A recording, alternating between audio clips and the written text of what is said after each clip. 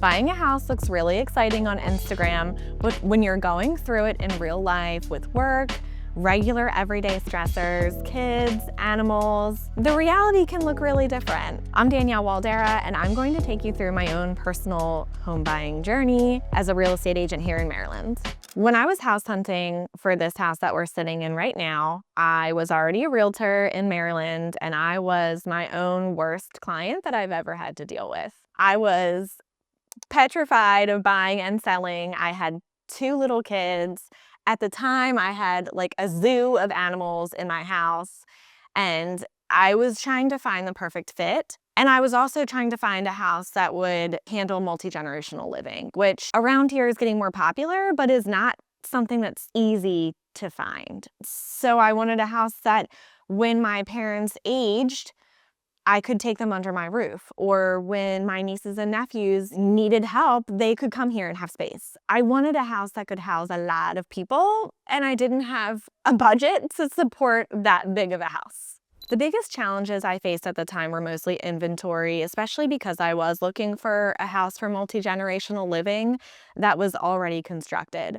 So a lot of our new construction is building houses with that in mind because it is getting more popular to age in place or age with your parents with you. But the houses that already exist, like this house that was built in the 60s, aren't necessarily built with that in mind. Back then, mom and dad had money, they put it aside, they went into a home. You didn't live with them to take care of them. And it was really challenging to find a house that had that box checked and was still livable and was still in my desired area, in a school zone that I was okay with for my children. Finding the boxes to be checked because I wanted multi-generational living was difficult.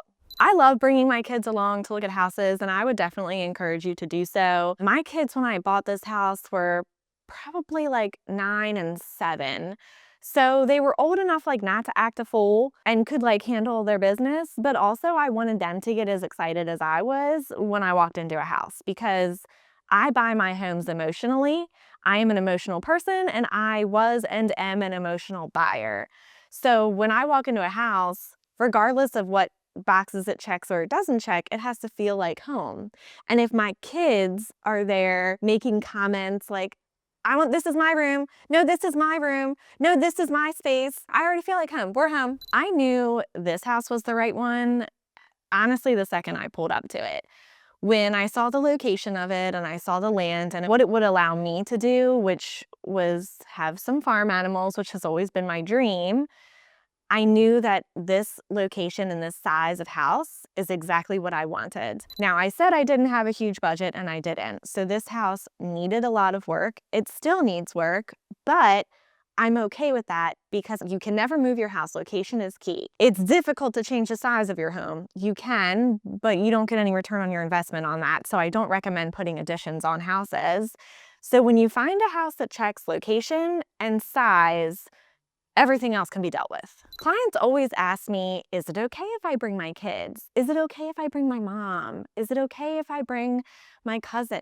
Yes! First of all, I do appreciate you giving me a heads up because if I'm picking up Starbucks, I need to pick enough Starbucks up for everyone and snacks. But also, yes, yes, and yes. I want you to have full support of your family. I don't want you to feel like you're in a bubble doing this.